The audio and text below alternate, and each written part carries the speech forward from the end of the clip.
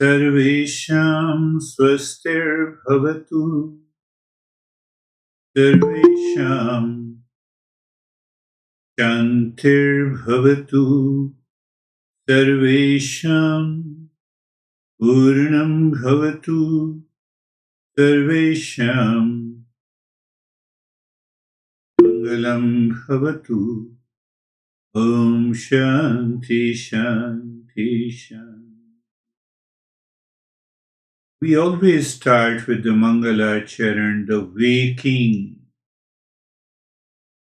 Moment we wake up, it is the auspiciousness, or it is the Mangala Charan. Or it is the mind is scattered in different directions. Mind reminds you of what reaction you take yesterday or day after, what problem you have with your partner or money or anything.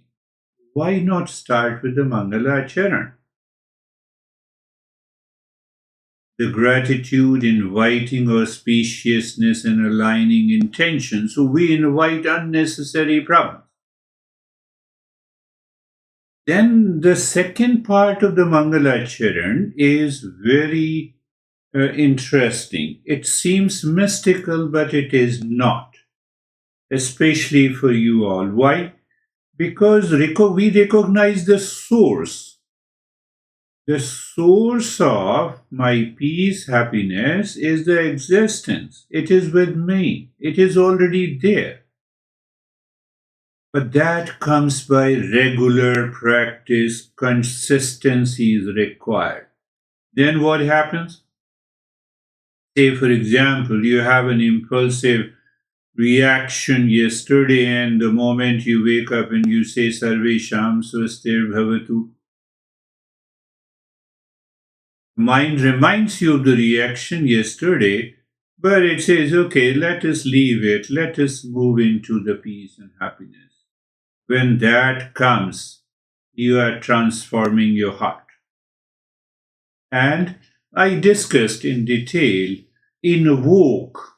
Invoking, Mangalacharan is an invocation. Invocation means that is already present in me. Can I remember? Can I recall? Can I ask my mind to remember, never forget? Why? For the sake of illumination, open your eyes. So this year, only 2 days are left. This year, we will start with the self-actualization. I have yet to cover the sixth treasure. That is one thing, and because that is also a part of it. And then we will revisit the discernment totally in a different way, in a higher and deeper way. So anytime you live into that discernment, this passion is natural, six treasures comes into you, or you awaken to those six treasures and you find, oh, the life is different. I have already told you, and you are already aware of my nature, that we are not going into the mysticism, colors, and the visions, and powers, supernatural powers. They exist on their own. Our goal is self-actualization. So I will also change the session, name of the session but we will keep the format as it is. The Mondays will have a longer session of meditation so that you can check how your mind is reacting or responding. And you minimize those responses.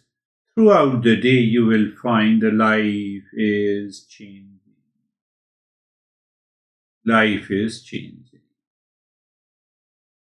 To just summarize, in the last session, what we did, I'm just help you to recall the default mind, habitual, reactive, sense-driven. We go to the discerning intellect, aware, reflective, and self-directive. Then we raise our self-awareness. Then it leads to the self-absorption, contemplative, returned with an integrative awareness. That was what we did in the last session. Today I will just briefly touch upon the samadhana. Samadhana, the sixth treasure. Then we will go for meditation. Samadhana is one of the most important treasures. Why the masters put samadhana as the sixth treasure? It means it supports all the five. But I'm picking up a few things in a modern perspective, in a modern way of living, so that you can easily understand. So, samadhana, it is the solution for the problem of a scattered mind, a noisy marketplace versus a quiet temple. Let us pick up slowly. First, why my mind won't sit still, seeing the hidden cost of the distraction. Can you see the hidden cost of your distraction? Why we are always on, or you are always on the moment the session starts. But yes, I'm always on for a right reason. I'm also on in the morning. But for when I wake up, I'm on to the Mangalacharan for connections, and then it just passes through as if laser focus. It passes through the laser focus, and the impulsive mind is resting. So samadhana is asking why I'm always on, never off for the rest, relaxation, and resilience. I'm waking up and I'm on email, messaging, social media, past impression, the reaction from the yesterday, worries maybe about the partner, the kids, agenda to finish today. I'm always on. And then what happens? In the evening, I scroll on the bed, exhausted, wondering, tired. I'm always on. I am means the mind is always on. So samadhana helps us to recognize why I'm always on. Is it for a right reason or for the impulsive nature? I have to get rid of it. If I'm on because of the impulsive nature, then I have a problem. I will talk about it. You have all to share the experiences, what happened in the last 3 days. Then the second point is in the samadhana, the mind can be a noisy marketplace or a quiet temple. It may be a crowded bazaar. You have to check it. You have to check every day. Pulled by every sound, pulled by every past impressions. No, we need not to do that. Otherwise, the self-actualization cannot happen. So why I started with the samadhana and did not ask you to share your experiences for the last couple of days? Because can we really understand? Can we really understand this attitude, behavior, and state of the mind every day? Because that is going to bring a change in our life. Can we understand and change? Samadhana is basically the scattered mind. Scattered mind moves compulsively between object, rules, daily activities, daily agenda, compulsively. It should not move compulsively. It should move with awareness, with the focus, what I have to do, how I have to do, and the best way to do it. That is what the samadhana is. So now you see how samadhana is more important in our daily activities. Then one of the most important thing that I want to bring it, we will discuss samadhana in our next session in detail. The ego. Ego loves to say. What it loves to say? I'm the great multitasker.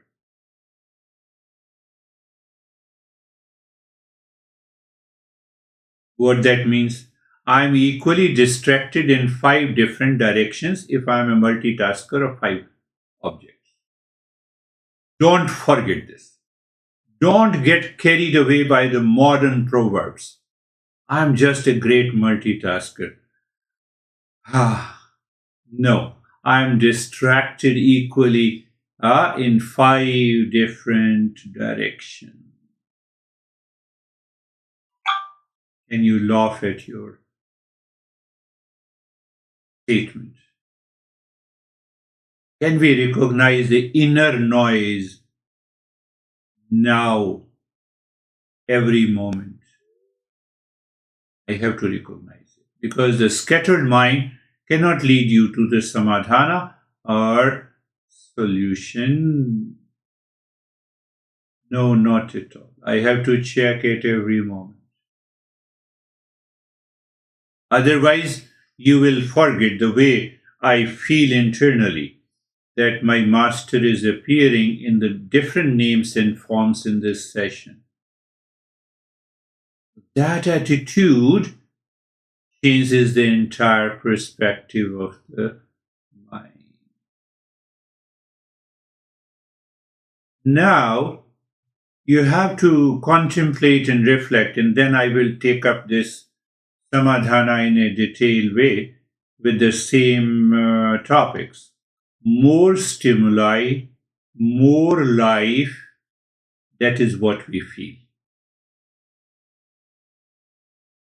Eastern wisdom says more inner stillness, more productivity, more rest, more resilience. You want an example?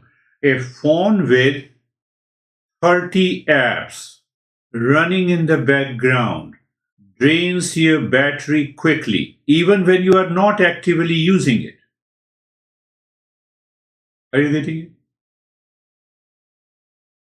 30 apps. So more stimuli. And that is what we think, more life. Calm down. Have the stillness inside also. Don't have the stillness only outside. So more stimuli, more life.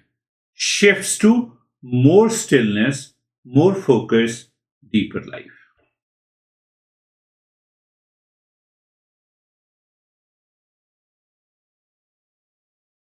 That will help you to recognize the inner noise.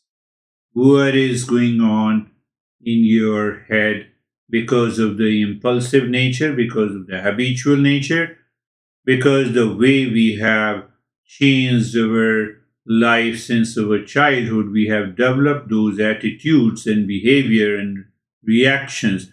That is causing the problem. And there comes the samadhana.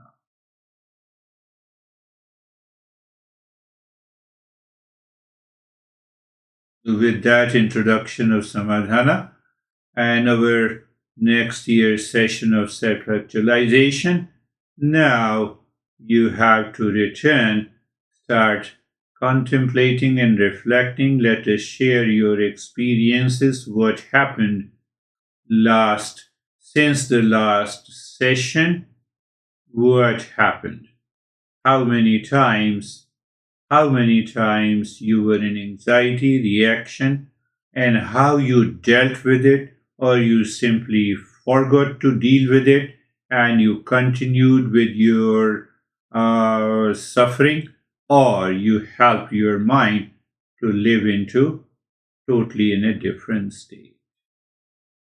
Let us start with the Dennis.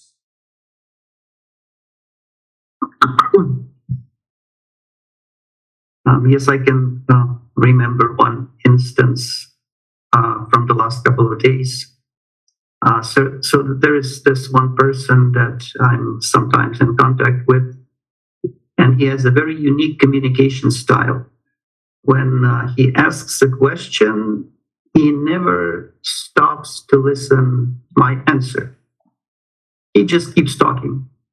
And even if I manage to start answering, he would immediately interrupt me and continue talking. Yeah. And then while he accuses me of never answering his questions. So that kind of used to piss me off because I just didn't understand how to handle it. And later I understood that it is a kind of a manipulation on his part to encourage me, to interrupt him, to push me to raise my voice, to get emotional, etc. And now I just keep quiet when he talks, and when he starts blaming, I also keep quiet. And I wait until he gets a little exhausted. And then I say, if you want me to answer, you just have to make a pause.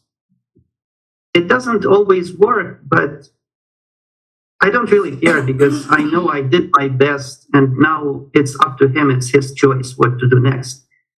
And the most important thing is that I was able to maintain my inner calmness and just answer politely and do my best. Beautifully said. You have just practically explained what samadhana is. More stimuli, more inner noise, it becomes difficult to respond. But the moment I recognize the inner poise, more stillness inside, now I recognize this guy is constantly interrupting because of problem of his mind. It is not my problem. And the same thing happened 2 weeks ago in a private session. He has been with me for a couple of years. So I said, no, let me explain you. You are not explaining. And I could see after 3 years of his consistent study and understanding and the practice, still the past impressions were still there. So he read some more literature and he was focused on that. He wanted me to come to that. What is that topic? Topic is that and I see the light inside. When you see the light inside, live with it. Why you are talking to me? Are you happy? So he wanted to confirm. I said, no, I will not confirm. This light is the light of the consciousness. So 3 times I said, okay, let me explain to you. And 4th time he said, you are a fraud. And then he disconnected. He fraud, disconnected. So now he is not communicating. So it's a part of the life. It's a part of the journey. So samadhana is very important. Beautifully shared. Yes, David and Jerry.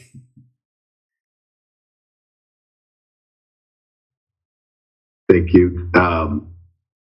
I think I have a master, or I thought I had a master's degree in multitasking. So that was a great, great analogy because I sort of held it as a badge of honor. But recently, though, I've been noticing sort of this single focus and shutting some of the apps down and being more productive and more clear.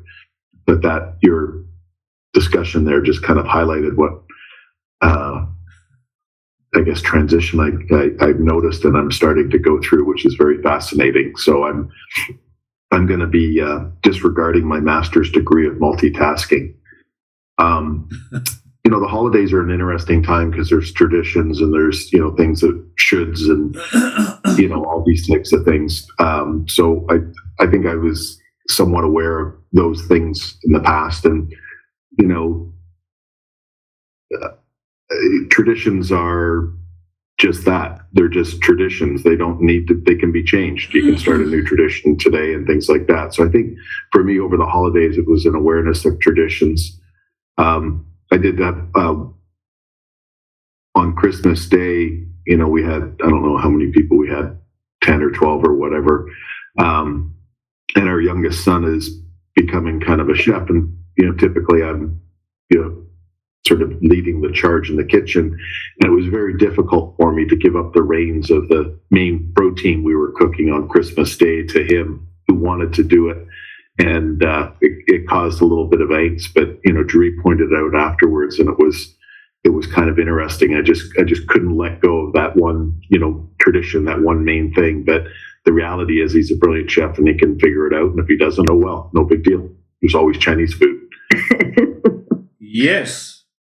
You see that tradition, we have to follow the tradition because it gives a collective consciousness to how to live. But if these tradition is followed with the wisdom, with understanding, with carefreeness, the life is going to change. So everyone, every people have their own set of impulsive nature with their tradition. We allow them to let go. Let go. That happens in my family also, that happens in everyone's. Beautiful. And how you are, Jerry? Thank you, sir. I'm good. Yeah, the holidays give a really nice opportunity to see how we're activating the peace and withdrawing the senses and continuing it, and the resilience and embodying our light. I think that for us it felt good. But one thing that is always something I notice after those big days of cooking and family time, we spend a lot of time in the kitchen, prepping and then cooking and then cleaning a lot the whole time. And it's like that's almost 80% of our day. And it's always something for me afterwards where I say, all of us together, it doesn't happen a lot anymore. And it's really precious time, and I don't want to spend it all in the kitchen. So I want to just do a little bit more planning, a little bit more planning ahead of time on those meals that don't need to be in the kitchen all day, where we can play games and really enjoy each other, and especially as the families grow. Yeah. That is what, if we have that level of self-awareness in following any tradition, it gives you more energy, more calmness, more peace, rather than we get exhausted. Because if you continue to keep that 30 app running in the background, inside the mind, what will happen? My son will come, my daughter. No, just let us move into peace and happiness. That changes everything. Beautifully. How are you, Stephen? Good, sir. Thank you. When you introduced the topic of Samadhamma on Thursday, and you gave the metaphor of the busy marketplace, I left the session and did a lot of deep thinking about it.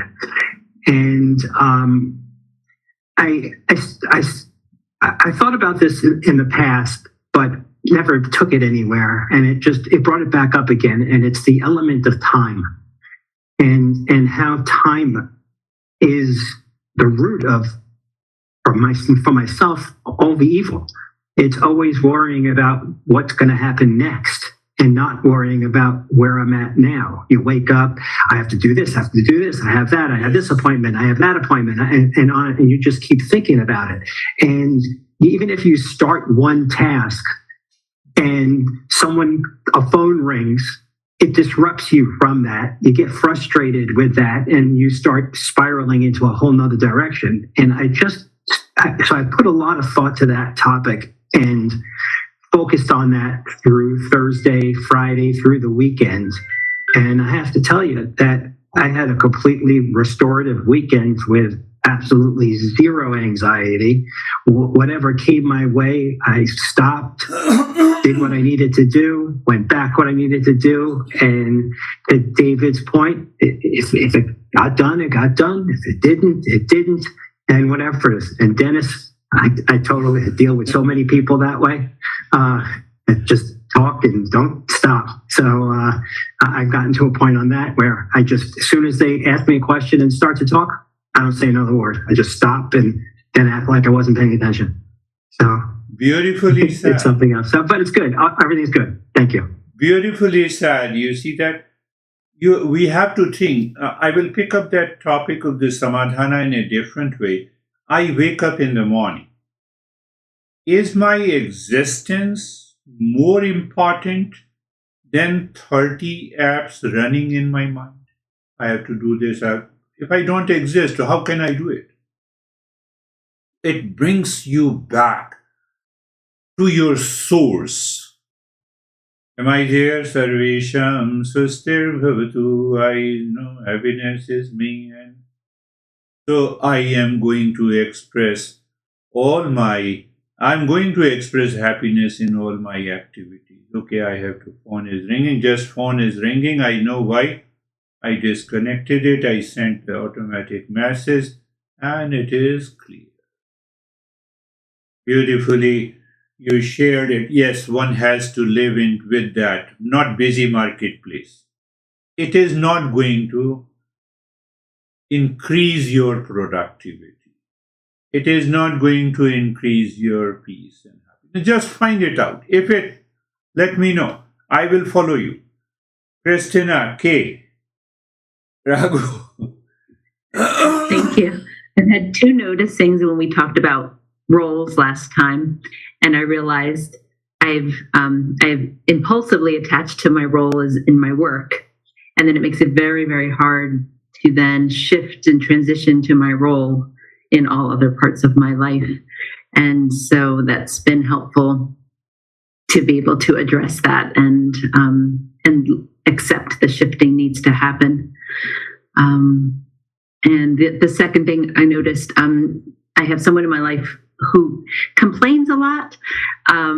We'll be walking and they'll say, complain about how fast the cars are going, or, the road needs to be repaired, and it goes on and on and on. And I notice myself getting agitated and frustrated, and then sometimes I'll try to respond with, quietness or just, peacefulness and inquiry and curiosity, right? But I still notice some of that agitation.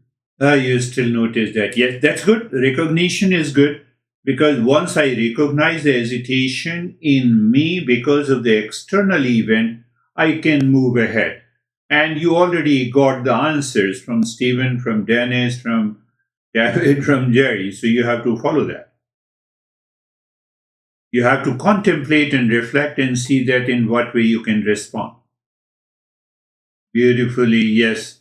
We have to be open and sharing those experiences, because we are moving towards self-actualization. Yes, Christina. Thank you, Girish. I have been contemplating and reflecting on a question from, I think, a few weeks ago that you mentioned of what identity hurts me the most, because that just really was like, oof, I've never thought of that before.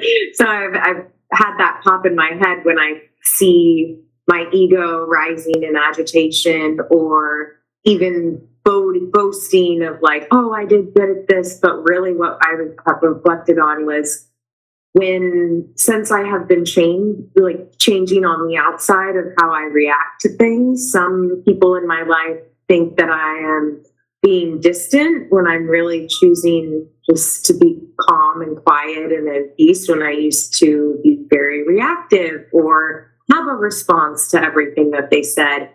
And I think the identity that it hurts me the most right now is that I know I'm a quote unquote good person, but when somebody thinks otherwise, that really grinds my gears. And I'm like, oh, I need to prove myself. There's no way that they can think this. But then when I had that opportunity to realize, give it space, and they can think whatever, they have their own free will. They can think whatever they want.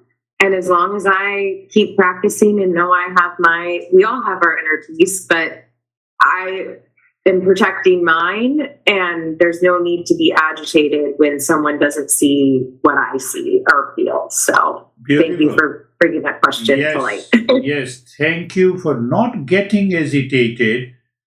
And in the background, these principles are working. I just become aware of the inner calm, sama and dhamma and uparama, and then titiksha, and then shraddha, the faith.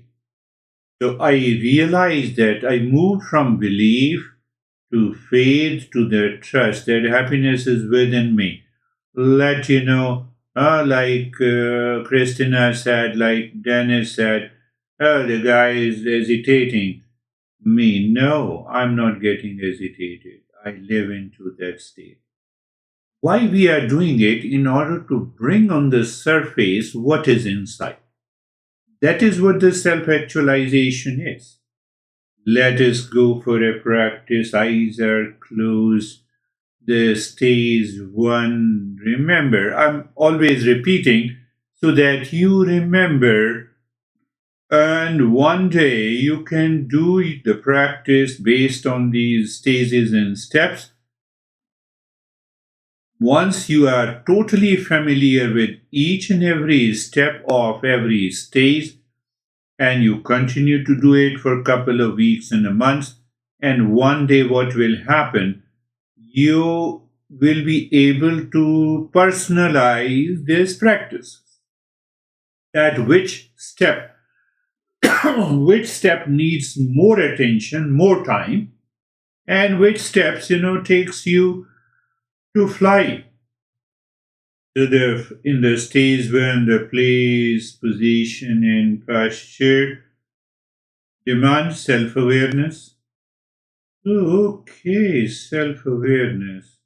It means mind has to be attentive to the body to become aware of the place, position, and posture. It means all meditation should start from the psychosomatic awareness. I believe you all understand psychosomatic. If not, Christina will help you later. The second is the comfort. You move the mind on the entire body. Even if you feel that you can do it every day for a couple of weeks, you move the mind on the body, on the skin of the body, and observe. What observe? You observe the sensations of sensation, comfort, and steadiness. Sensation, comfort, and steadiness. Sometimes we take it impulsively. I can do it, and I have done it. No. That is the meaning of consistency. So check it again. Are you in the experience of sensation, comfort, and steadiness? Awareness moves inward when comfort arises. Not from the objects, but from your presence full of quietness. Inner quietness is there. Your mind reflects, and intellect says, no, you experience the sensation, comfort, and steadiness. Now being carefree, the third step. So you see, in a language, we say we create a space between the observer and the observed. One master says that you create a space between attraction and aversion. Yes, that seems to be also right. You have to just reflect on it. Now what we are doing, just observer. Thoughts are coming very good, not coming very good, feeling the sensation good, not coming good. So as if you experience the separation. That is what is, in a language we say, we create a space between the observer and observed. What is the most important our masters say? That you have to pay more attention to the meaning, to the understanding. So in a language, when we say you create space between the observer and observed, the space is already there. I have to recognize that. When I don't recognize the space, it is attachment, it is delusion, it is It is being agitated by the outer event or people. And then we have a gratitude. It is not a mood. It is an advanced spiritual technology. What is that? Sarvesham swastir bhavatu. In that state of mind, when you are dropping Mangala Charan, Sarvesham Shantir Bhavatu. May there be peace for all. Sarvesham Purnam Bhavatu. May there be completeness for all. Sarvesham Mangalam Bhavatu. Can you reflect and become aware? I told you, we discussed. Mangalacharan is invocation. Invocation is to recognize that peace, happiness, auspiciousness and wholeness within, not only in me, but in everyone. In everyone also. In everyone who hesitates you. In everyone who reacts to you. Why? We want a mental we want to transform our mind. We have nothing to do with anyone. That is what the thankfulness is.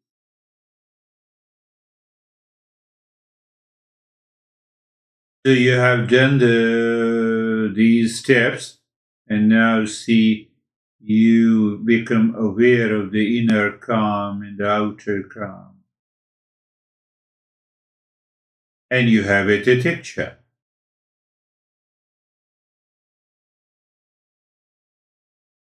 And in that state, we point the mind to the highest.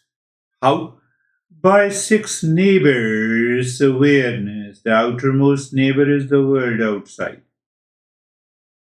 Can anything in the world outside, including a person or a partner or a close relationship, can continue with me until my journey of life ends? The answer is no. Whether it's a money, power, possession, partner, relationship,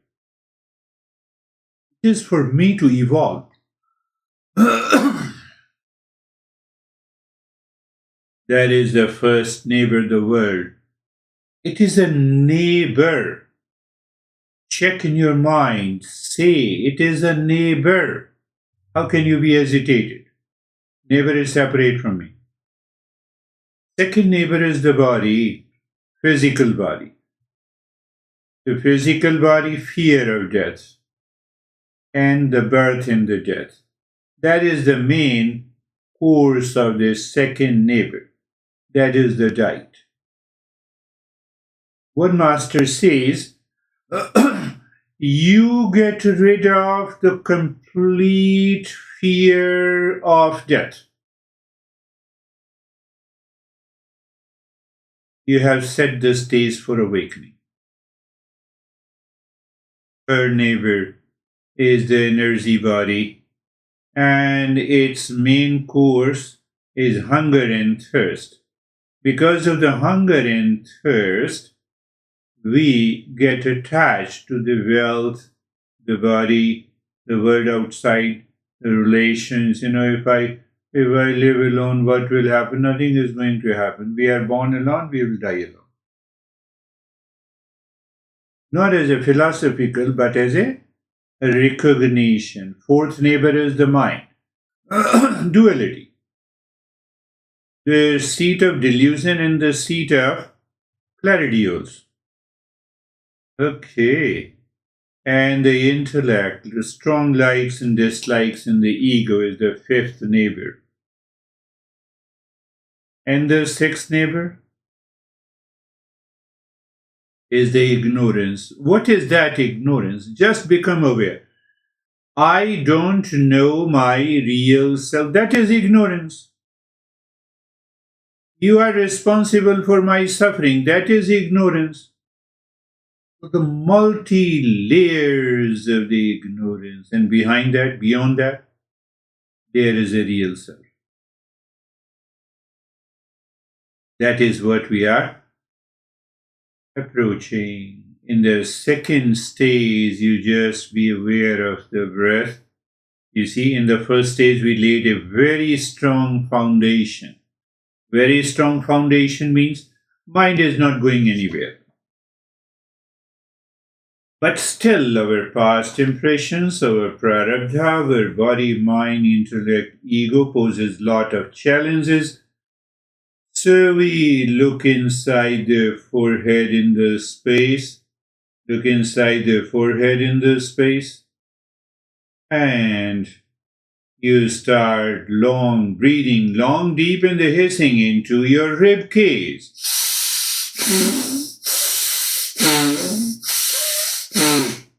The hissing sound, long, deep, expansion and contraction of the entire rib cage. The secondary benefits are already there. It can help you to have a longer and deeper breath, more oxygen, more refresh to the brain, and we are looking at to get rid of those past impressions and the impurities of the mind, and to get a remarkable focus to continue to deepen our practice of meditation. So continue. Do not stop in the middle. Continue long, deep in the hissing breath.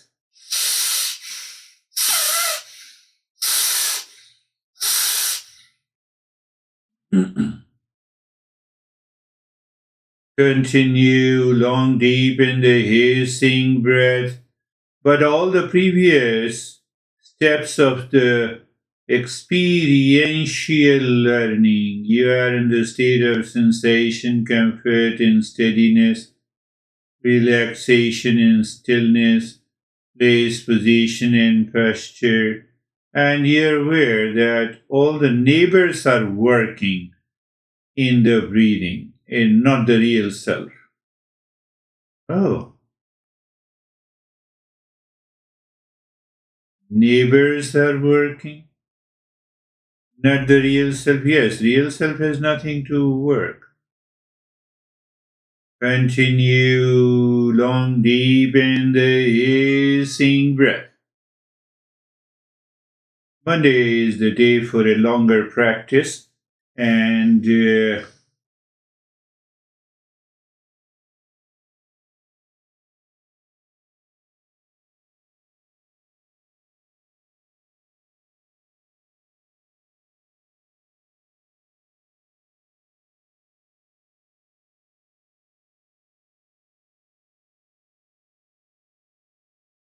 And now stop this breathing, return to the flow of the breath. And remember, whether I say it or not, check the flow of the breath is equal to both the nostrils. Just casually you check, and you continue to be aware of the flow of the breath. And maintain that flow of the breath. We already know in the stage 3, we drop Om Shanti. So we are checking, can the mind live into that state? Be very clear. You are becoming the masters. You are not a seeker now. We are on the move to become a master to ourselves first. The more you become the master of yourself, the better it is.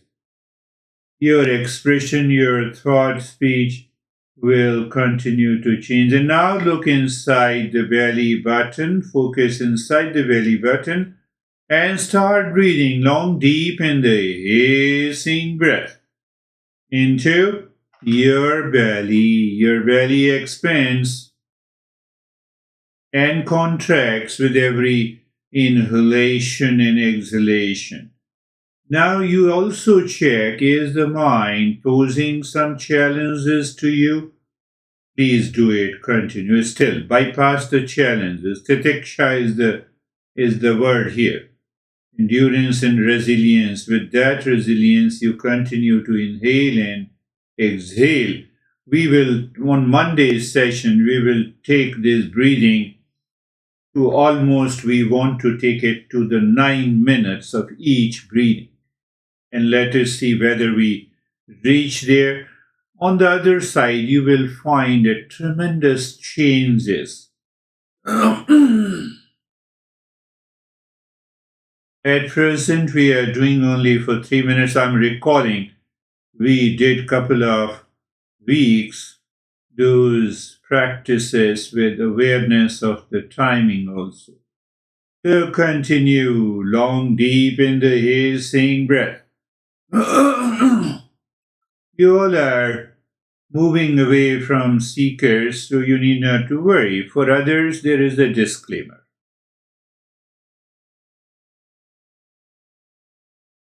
You see, you know what happens? You are still the observer of the breath. So you are introducing the third step of being carefree here also? Yes.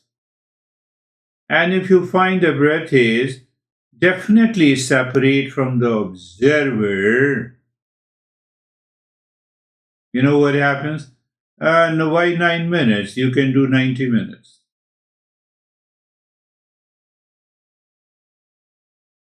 Because there is a sense of attachment and identification, and that brings the mind the past impressions, and then we get agitated. Why we are doing so long? Let me relax. No, you are already relaxing. Separation is relaxing.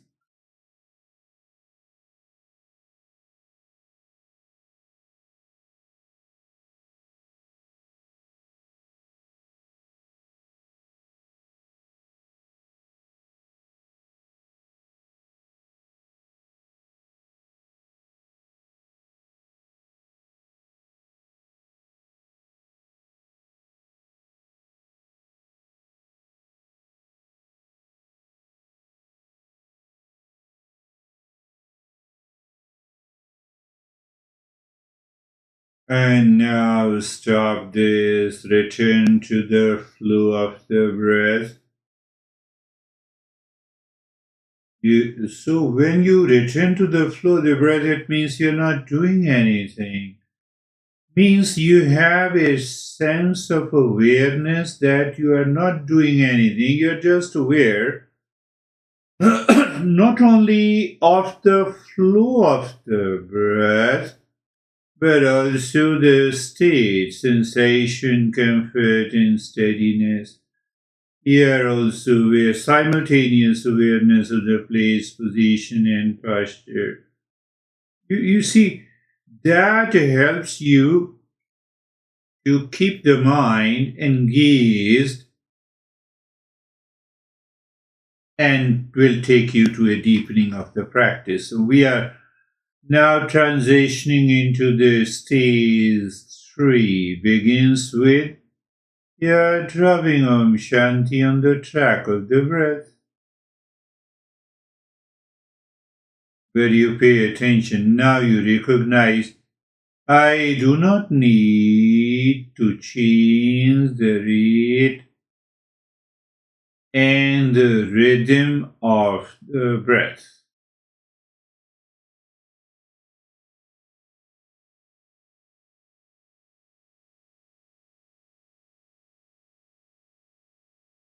And casually dropping Om Shanti on the track of the breath, which we are not changing.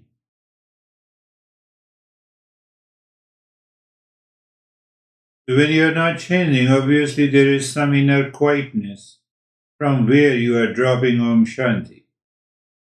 Very good.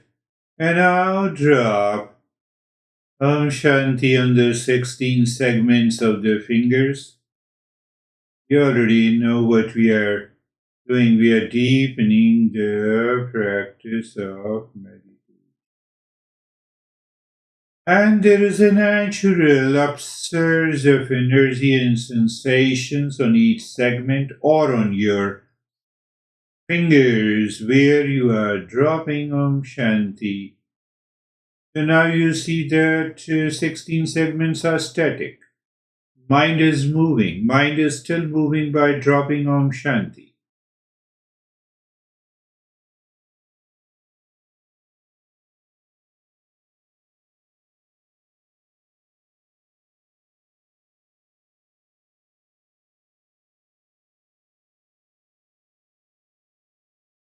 When you maintain the flow of the breath for at least 7 to 8 years daily and you increase their duration every day, you reach to the same state which we want to reach much, much faster by introducing on the breath awareness Om Shanti, on the 16 segments of the fingers, and then on the triangle.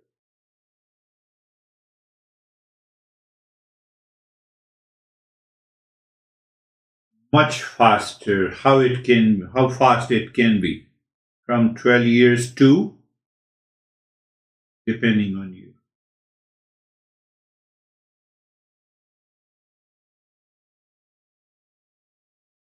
And now visualize the triangle inside the heart and start moving the mind with Om Shanti on each side of the triangle, clockwise and anti-clockwise. Just continue to do it. Even if you find a sink, and see that after you find this thing you will enjoy. So we are in the third stage of our meditation. You are very clear.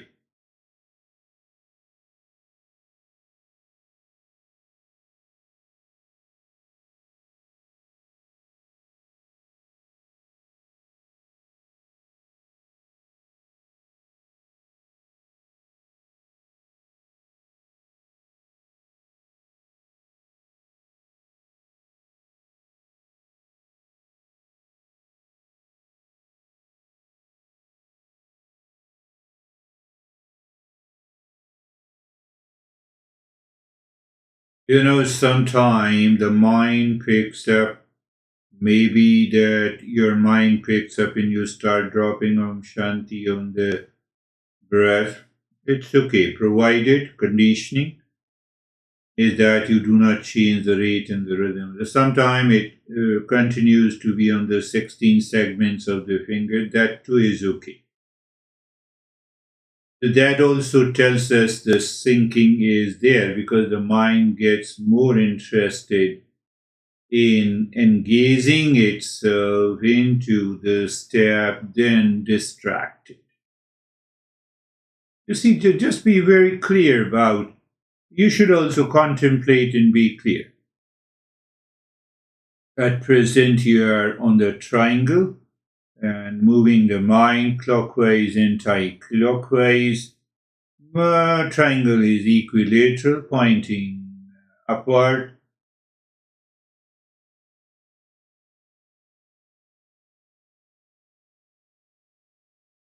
So almost the effort drops. Clarity remains. The discerning intellect becomes our natural awareness. I'm just repeating.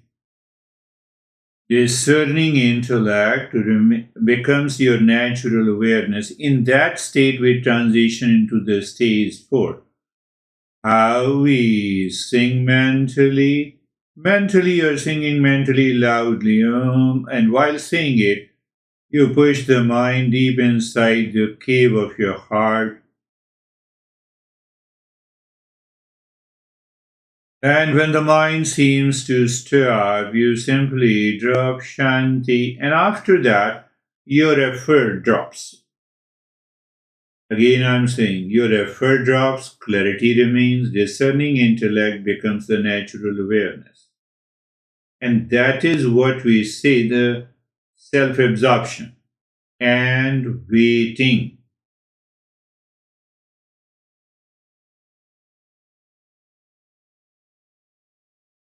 So what is happening? The one who is the doer dissolves. That is where the self-awareness comes. Self-absorption is there, but you are aware of it. Awareness alone remains. Can I say that? Yes, we can say that. Awareness alone remains. Unlike sleep, awareness persists. I'm defining this state through Patanjali Yoga Sutra. Awareness persists without an object, but not sleep. In sleep also, we don't have any object, but I'm aware and there is no object. The word that is, you abide in awareness.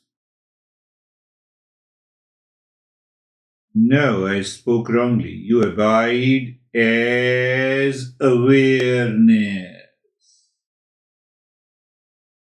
You abide as awareness. That is the meaning of absorption.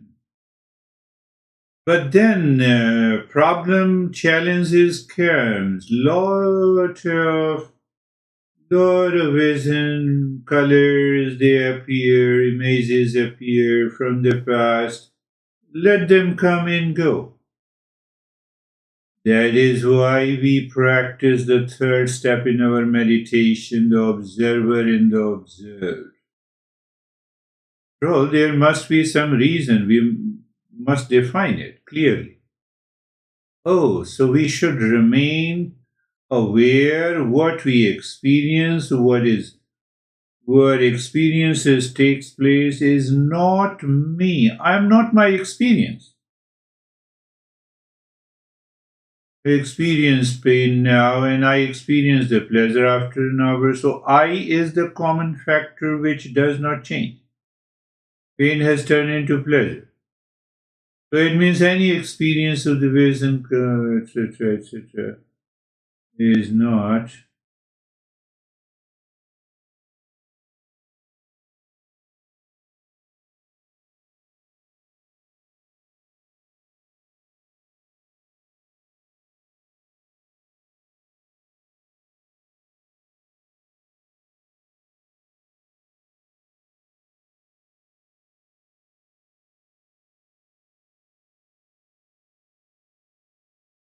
beautiful. I appreciate you all.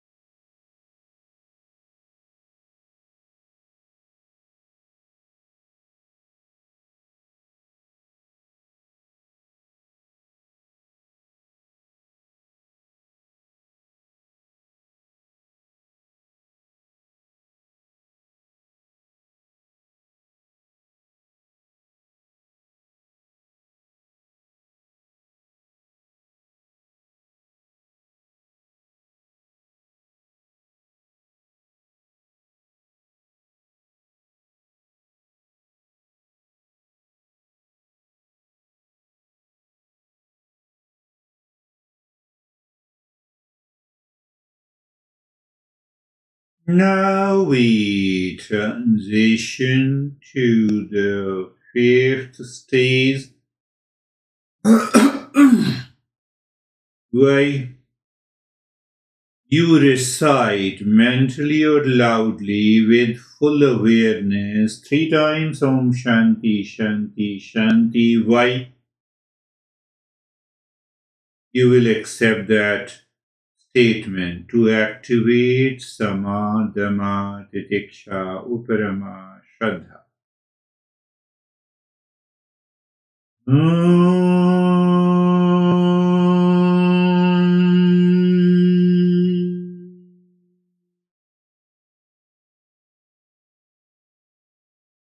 Shanti, Shanti, Shanti.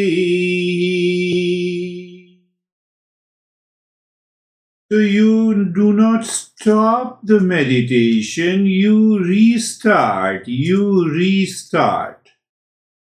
Meditation by resetting. That is why we are chanting or reciting.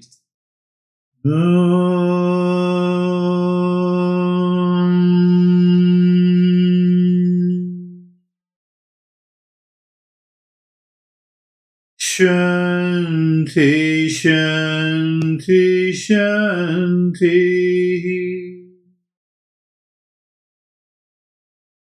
One more time.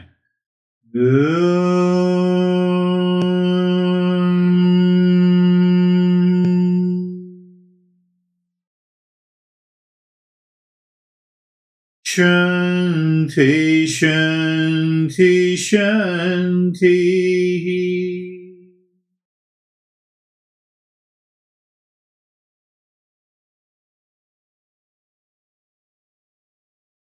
Slowly, we bring the awareness or mind on the right hand and we feel the sensation. We bring the mind on the left hand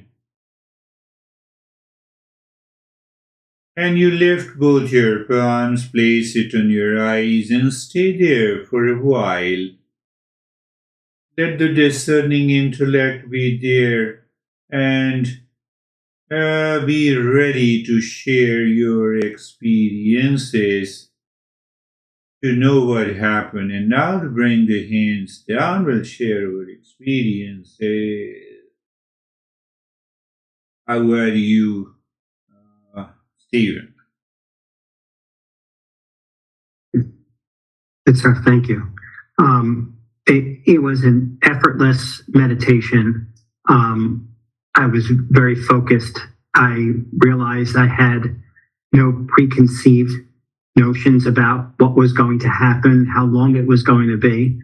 And I was clearly an observer through it. I know that there were body temperature changes. I know that there were thoughts that popped into my head and I recognized them, acknowledged them. They dissolved immediately. And with each observation, I felt myself going deeper and deeper after each one. But the key to it is that in the past, I used to I'm going deeper. I hope something else happens so I go deeper. And today that didn't happen. I took it as whatever happens.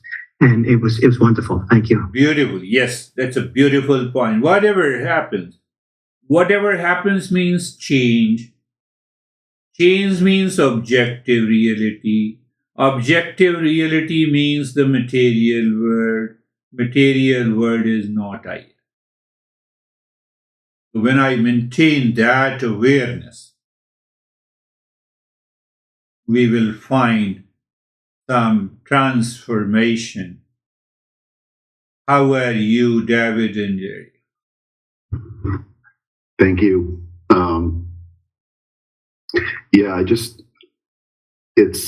I shut all the apps down at the beginning, and there was a couple of times the apps tried to start back up again, but I didn't let them. And so I just let myself go to the whole process. And it was just a really deep journey. I can remember points along the way of the journey, but just very deep and no apps trying to start up towards the end of it. It was great. Thank you. Beautiful. Yeah, that means it is successful. We are going deeper. How are you, Jerry? I'm good, thank you. Yeah, it was very seamless. Observer there the entire time, no disturbances. I did notice it, and it just was interesting. When we did the japa and we moved to the triangle, I moved to the triangle for just maybe one round around the triangle. I didn't really notice I had moved back to the japa. Yeah. And then you mentioned if you might move from the japa to the fluid to the breath or with your Om Shanti. And I just thought that was interesting. It's like, that's exactly what I did. Yes, that's really good. Yeah, we need not to worry about, we need not to push and force and coerce the mind, but as an observer, I see, it's going to the breath, it's okay, continue. It returns to the triangle, it's okay. But all the three have their own places in bringing the transformation. Beautiful. How are you, Christina, with the C? Thank you, Girish. This was wonderful being back with longer meditations, and because it brought me to realize that I didn't have mind wander. It was just, I feel like Jury, it was like I kept going to like the last one, or it was like prior, I was ready to go to the triangle, but I was like, okay, it'll come. And if it doesn't, it doesn't. And is very carefree. And I feel I haven't been resting well, and this was absolutely rejuvenating. So thank you. Beautiful. Yes. Rejuvenating. Yes, that is really good. That helps us to become aware of what it means by transcending the mind. Yes, Dennis, what is your experience? Very peaceful meditation. Mind became very focused and clear after the breathing, and every step was seamless. And at the end, dark, endless space, very comfortable, thoughtless, and I could continue for much longer. Thank you. Beautiful. Yes, yes. We can, thoughtless. Thoughtless means, I'm simply an observer. And that observer is a pure consciousness. That pure consciousness, you can say it is the self-awareness. It is self-awareness minus all the six neighbors. And when we settle into that, you can just see that what happens. It is an inner transformation, outer transformation, and those we are not covering that up. They are known as the pseudo spirituality. So we are not going there. Christina. Thank you. I noticed feeling like the screen, and you had said that we're not the experiences, and I noticed my attachment to being the experience. So it was a really clear distinction there, and very calm and relaxed. 24/7, you clearly distinct. You are aware that you are an observer and all experiences are not me. There is a very strong identification with our experiences the moment we wake up until we retire to the bed. In a waking state, we have all the experiences. Why? How?